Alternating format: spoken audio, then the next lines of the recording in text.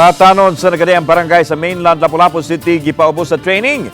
Sa City Auditorium gitigom kining maabot sa 380 ka matanon ug namong ang mga opisyal sa DILG, Kapulisan ug City of Lapu-Lapu Office for Substance Abuse Prevention conclusive.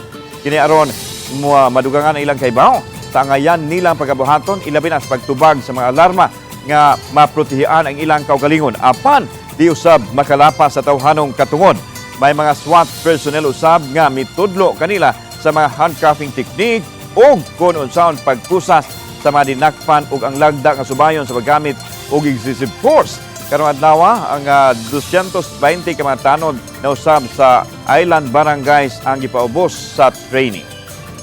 Especially nga unsa may ang amo ang buhaton, unsa man ang among limitation, unsa man ang amo ang pwede di ay buhaton isip barangay tanod. Kinahanglan makaibaw ta ana. Same yung sa mga sa PNP nga dili day nga pwede na to bunalan ka ng mga ang ato ang madakpan ana. So ato yung i-restrain ang kuan no. Walay paggamit sa excessive force. Namoy mga tulo ka level ang paggamit og pwersa ba.